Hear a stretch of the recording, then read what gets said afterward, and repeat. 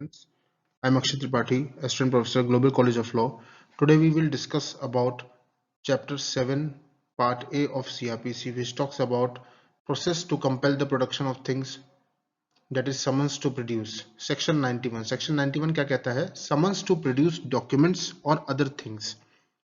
इसमें क्या है? पहला पॉइंट आपका ये कहता है it can be issued either by the court और any officer in charge of the police station, यानी कि जो समन है सेक्शन 91 में, ये या तो कोर्ट, कॉम्पिटेंट कोर्ट या फिर कोई officer in charge of the police station issue कर सकता है। किस लिए इशू कर सकता है? ये इशू कर सकता है फॉर प्रोडक्शन ऑफ डॉक्यूमेंट्स और other things necessary for the purpose of investigation, inquiry और ट्रायल। ओके, समन क्यों इशू किया जाता है? ताकि कंपेल किया जाए पर्सन को कि वो नेसेसरी डॉक्यूमेंट्स को प्रोड्यूस करे जो कि इन्वेस्टिगेशन, इंक्वायरी और ट्रायल के लिए महत्वपूर्ण है। Coming on to the third, it requiring the person to attend and produce the same before the court or officer in charge of the police station. Section 91 compel करता है person को कि आप फिजिकल अपीयरेंस दीजिए और उस material, documents और चीजों के साथ जिसकी आपसे अपेक्षा की गई है, या तो कोर्ट में या फिर पर्टिकुलर कंसर्न पुलिस स्टेशन में, at the date, time and place mentioned in the summon. Okay, nothing in this section will apply to letter, postcard, telegram or any parcel or thing in custody of postal or telegraph authority.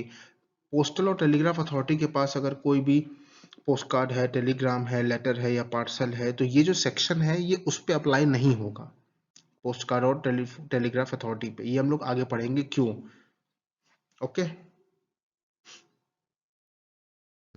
Section 91 conclude किया है। Section 91 में हमने last point जो देखा था कि जो आपका टेलीग्राफ और पोस्टग्राम अथॉरिटीज है, उनसे हम लोग कंपेल नहीं कर सकते कोई भी डॉक्यूमेंट या थिंग प्रोड्यूस करने को। उसका एक प्रोसीजर है, उसका प्रोसीजर यहाँ पे सेक्शन 92 में डिफाइंड है, जो कि हम लोग पढ़ने जा रहे हैं।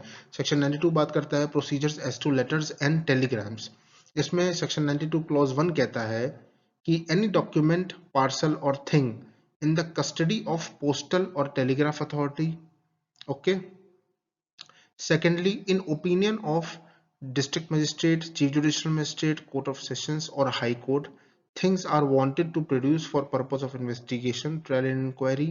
मीन्स यहाँ पे तुम्हारे जो डीएम होंगे, सीजेएम होंगे, कोर्ट ऑफ सेशन या हाई कोर्ट के ओपिनियन में अगर लग रहा है कि वो जो टेलीग्राफ और पोस्टल अथॉरिटी के पास जो भी डॉक्यूमेंट्स हैं, थिंग्स हैं, उनकी ज़रूरत है इन्वेस्टिगेशन में, ट्रायल में, इंक्वायरी में, तो वो उसे मंगवा सकते हैं। ओके, सिर्फ यही पर्सन जो आपके डीएम है, सीजेएम है, कोर्ट ऑफ सेशन है एंड हाई कोर्ट है, बस यही लोग कंपिटेंट अथॉरिटीज हैं जो मंगवा सकते हैं। सच मजिस्ट्रेट और कोर्ट में रिक्वायर्ड द पोस्टल और telegraph authority to deliver the necessary documents or parcel to such persons as the court may direct।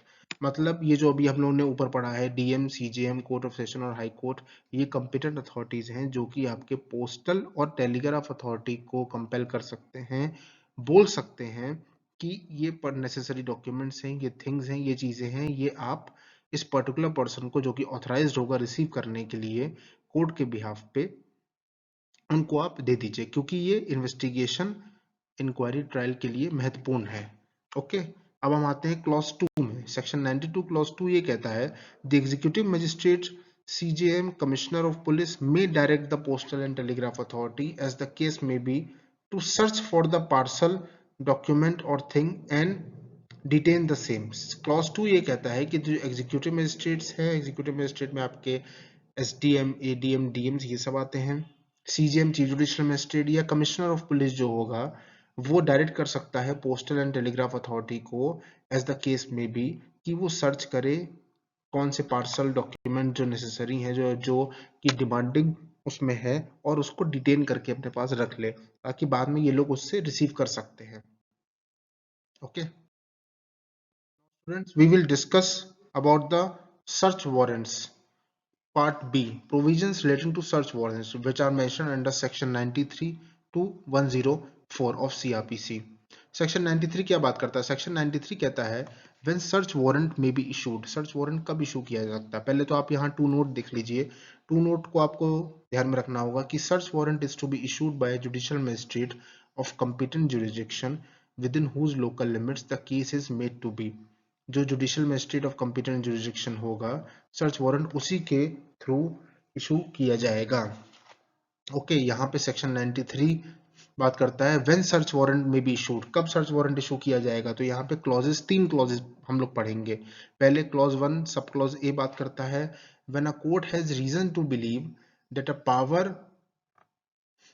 a person to whom summon has been issued or a requisition has been made under section 91 and section 91-92 clause 1 respectively to produce the documents, things, etc., and the same has not been produced within the prescribed time limit। यानी कि जो हम लोगों ने अभी section 91 में पढ़ा था और सेक्शन 92 में पढ़ा था कि समन किया गया है कि डॉक्यूमेंट्स और थिंग्स को प्रोड्यूस करने के लिए, इन्वेस्टिगेशन और ट्रायल के लिए, या तो वो टाइमली प्रोड्यूस नहीं किए गए तो सर्च वारंट इशू कर दिया जाएगा, जैसा तुम्हारा क्लॉज 1 सब क्लॉज ए कह रहा है। ठीक है, सब क्लॉज बी कहता है वेयर सच डॉक्यूमेंट्स और things has not been in the knowledge of the court, यानी कि इन्वेस्टिगेशन ट्रायल के लिए कुछ महत्वपूर्ण दस्तावेज, कुछ महत्वपूर्ण डॉक्यूमेंट्स और चीजें हैं जो कि कोर्ट के संज्ञान में आनी चाहिए थी लेकिन नहीं लाई गई, कोर्ट को नहीं पता है वो चीजें, और वो जो कि नेसेसरी और बहुत इंपॉर्टेंट चीजें हैं केस के पॉइंट ऑफ व्यू से, तब सर्च वारंट इशू किया जा सकता है जुडिशियल मजिस्ट्रेट द्वारा। और थर्डली है कि बाय मेकिंग जनरल सर्च और inspection to fulfil the purpose of inquiry, investigation, trial और अदर प्रोसीडिंग। जनरल सर्च का मतलब ये होता है जैसे ही पुलिस को एप्रीहेंशन है कि पर्टिकुलर प्लेस पे हमको कोई चीज डॉक्यूमेंट मिलेंगे, थिंग मिलेगी, उसे सस्पिशन है कि ये कमीशन ऑफ ऑफेंस से रिलेटेड है या कुछ भी है, तो वो एक जनरल सर्च के लिए वो by giving reasonable reason search warrant issue करवा सकते हैं जुडिशियल मजिस्ट्रेट से। ये हमारा सेक्शन 93 यहाँ पे कंक्लूड होता है। ओके, 93 यहाँ से फिर से कमेंस होता है, ये बात करता है the court will issue a search warrant and person whom such warrant is directed will search, inspect and act accordingly. मतलब कोर्ट जिसको सर्च वारंट इशू करेगा वही पर्सन कंपिटेंट पर्सन होगा सर्च कैरी आउट करने के लिए, इंस्पेक्ट करने के लिए और फर्दर एक्ट अकॉर्डिंगली करने के लिए। क्लॉज 2 सेक्शन 93 का क्लॉज 2 कहता है द कोर्ट में if it thinks fit specify in the warrant the particular place और part to only which the search will extend. यानी कि सेक्शन 93 क्लॉज 2 ये कहता है कि कोर्ट अगर उसको लग रहा है तो वो सर्च वारंट में मेंशन कर सकती है कि वो कितने पोर्शन को सर्च करना है, आपको आपका सर्च कहां तक एक्सटेंड होगा, एक पर्टिकुलर प्लेस तक, एक पर्टिकुलर एरिया तक, रीजन तक वो स्पेसिफाई कर सकती है। Okay, person whom which is charged to execute will search the area prescribed। जिसके नाम पे सर्च वारंट एग्जीक्यूट करने का इशू किया गया है वही पर्सन सर्च वारंट आपका एग्जीक्यूट करेगा, उसी को वही प्रिस्क्राइब्ड एरिया में सर्च करेगा और वही आपकी रिपोर्ट सबमिट करेगा। Okay, clause 3, coming on to clause 3। Clause 3 बात करता है in respect to postal and telegraph authority, जो कि हम लोगों ने सेक्शन 92 में पढ़ा था, the direction to search and warrant of search will be by the DM or CGM of respective jurisdiction। हम लोगों ने जैसे सेक्शन 92 में पढ़ा था regarding telegraph and postal authority के, उसी के रिगार्डिंग यहाँ क्लॉज 3 भी ये कहता है कि टेलीग्राफ और पोस्टल अथॉरिटी के रिगार्डिंग अगर हम लोग कुछ बात करेंगे तो वहां पे सर्च करने का डायरेक्शन और वारंट ऑफ सर्च इशू करने का जो पावर है वो आपका डीएम और सीजीएम ऑफ रिस्पेक्टिव जुरिसडिक्शन जो होगा उन्हें ही होगा, यही कंपिटेंट अथॉरिटीज हैं, इनके अलावा कोई और नहीं कर सकता। ओके, टू नोट पढ़ लेते हैं। टू नोट कहता है magistrates will while granting such warrant will record their reasonable reasons in writing। कोई भी आपका जुडिशियल मजिस्ट्रेट हो या एग्जीक्यूटिव मजिस्ट्रेट्स हो अपने रिस्पेक्टिव जुरिसडिक्शन में अपनी रिस्पेक्टिव पावर्स को यूज करते हुए वो जब भी सर्च वारंट इशू करेंगे तो उन्हें अपना रीजनेबल रीजंस रिकॉर्ड करना पड़ेगा राइटिंग में कि वो सर्च वारंट क्यों इशू कर रहे हैं। ओके, सेक्शन 94 हमारा बात करता है search of place suspected to contain stolen property और फोर्ज डॉक्यूमेंट्स। यानी कि उन जगहों का सर्च करना, उन जगहों पे सर्च करना जहां पे ये लग रहा है कि वहां पे चुराई हुए वस्तु रखी गई हैं, स्टोलन प्रॉपर्टी रखी गई हैं या फर्जी दस्तावेज और वो सब वहां पे रखे गए हैं। उसके बारे में हम लोग आगे पढ़ते हैं सेक्शन 94 क्लॉज 1 में।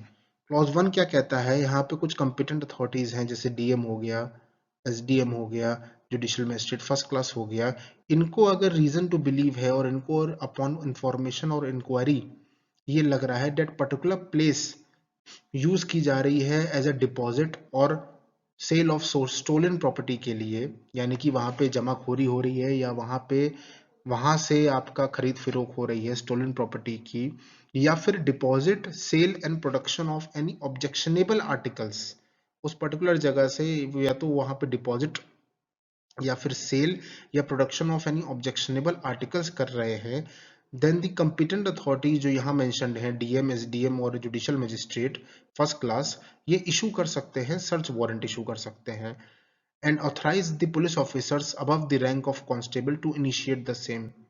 ओके, अब यहाँ पे section 94 clause 1 sub clause A B C D है। ए बात करता है police officer to enter into such place without with assistance, जिस पुलिस ऑफिसर को डायरेक्ट किया गया है कि आप सर्च करेंगे वो वहां पे उस प्लेस पे जाएगा और असिस्टेंस के साथ एंटर करेगा।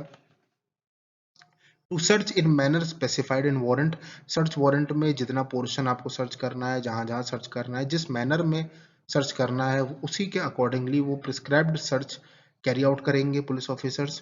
To take possession of stolen article and objectionable things, जो भी उस जगह पे मिल रहा है, स्टोलन आर्टिकल्स मिल रहे हैं या ऑब्जेक्शनेबल थिंग्स मिल रही हैं, कुछ भी पुलिस ऑफिसर जो सर्च कैरी आउट कर रहा है वो उसे अपने पोजेशन में ले लेगा। Fourthly, to convey such article और थिंग टू मजिस्ट्रेट और टू गार्ड इट सेफली, वो जो उसको स्टोलन प्रॉपर्टी मिली है या फिर ऑब्जेक्शनेबल चीजें मिली हैं अपने पास पोजेशन में लेने के बाद उसको कन्वे कर देगा अपने जुडिशियल मजिस्ट्रेट को या फिर एग्जीक्यूटिव मजिस्ट्रेट्स को, जो भी ऊपर कंपिटेंट अथॉरिटीज मेंशन्ड हैं अभी हमने पढ़ा, या फिर उसे कुछ टाइम तक अपने पास गार्ड करके रखेगा। Lastly, to take in custody the persons involved in stolen property and objectionable things and produce before magistrate, जो व्यक्ति स्टोलन प्रॉपर्टी और ऑब्जेक्शनेबल थिंग्स खरीद फरोख्त और बनाने में इन्वॉल्व हैं उनको अरेस्ट करके उनको कस्टडी में लेके आपके मजिस्ट्रेट के समक्ष विद इन टाइम पीरियड पेश किया जाएगा। ओके, कंटिन्यूशन में उसी प्रोविजन के कंटिन्यूशन में हम लोग पढ़ेंगे क्लॉज 2। क्लॉज 2 बात करता है ऑब्जेक्शनेबल आर्टिकल्स की। क्या क्या ऑब्जेक्शनेबल आर्टिकल्स है, अभी हमने पढ़ा stolen property and objectionable articles, तो ऑब्जेक्शनेबल आर्टिकल्स में क्या क्या चीजें आती हैं वो यहाँ हम लोग डिटेल में पढ़ेंगे। तो पहले जैसे कि आप देख सकते हैं पहले की आ रहा है काउंटरफीट कॉइन्स। काउंटरफीट कॉइन्स का मतलब होता है नकली कॉइन्स बनाना, ये आपका आईपीसी भी मेंशन्ड है काउंटरफीट कॉइन्स और काउंटरफीटिंग इंडियन कॉइन्स के नाम से आईपीसी में भी पनिशेबल ऑफेंस है। मैं आपको अलग अगली वीडियो बना के इसको आपको बता दूंगा कहाँ पे काउंटरफीट कॉइन्स का क्या रोल है। Secondly, pieces of metal made against norms of metal tokens act 1889 और brought against the norms of custom department, यानी कि मेटल टोकन्स एक्ट 1889 और कस्टम्स एक्ट है और कस्टम डिपार्टमेंट के जो नॉर्म्स है इनके अगेंस्ट अगर कोई मेटल बनाया जा रहा है या कुछ भी ऐसा किया जा रहा है तो वो भी ऑब्जेक्शनेबल आर्टिकल्स में आता है। Thirdly, counterfeit currency notes and stamps. Fourthly, forged documents नकली दस्तावेज। फिर है फॉल्स सील्स। फिर है obscene objects as mention under section 292 of IPC 1860। आप आईपीसी 1860 का 292 सेक्शन रेफर कर सकते हैं, आपको ऑब्सीन ऑब्जेक्ट्स की डिटेलिंग पता चल जाएगी कि उसके अंदर क्या क्या चीजें आती हैं, तो आपको और क्लैरिटी मिल जाएगी समझने के लिए। Lastly, it includes the instruments or materials used for the production of any of the above mentioned articles। यहाँ जो हम लोगों ने जितना भी यहाँ पे आर्टिकल्स पढ़े हैं A to Z, यहाँ पे इनको बनाने के लिए जो भी इंस्ट्रूमेंट्स जो भी मटेरियल्स लग रहे हैं वो भी ऑब्जेक्शनेबल आर्टिकल्स में इंक्लूड किए जाएंगे। ओके, अब हम लोग आते हैं नोट पे। ये नोट बहुत इंपॉर्टेंट है स्टूडेंट्स। यहाँ पे बात करता है कि issue of such warrants is normally a judicial function. एक जुडिशियल फंक्शन है, एक न्यायिक कार्रवाई है, न्यायिक प्रणाली है। And therefore a magistrate should act judicially and not arbitrarily. Arbitrarily का मतलब ये होता है मनमाने ढंग से वो नहीं चल सकते हैं, as per the procedure establish by the law के हिसाब से ही उन्हें एक्ट करना है, उन्हें वर्क करना है। वो जो भी सर्च वारंट इशू करेंगे वो रीजनेबल रीजंस को नोट डाउन करके राइट डाउन करके करेंगे। Okay, thank you.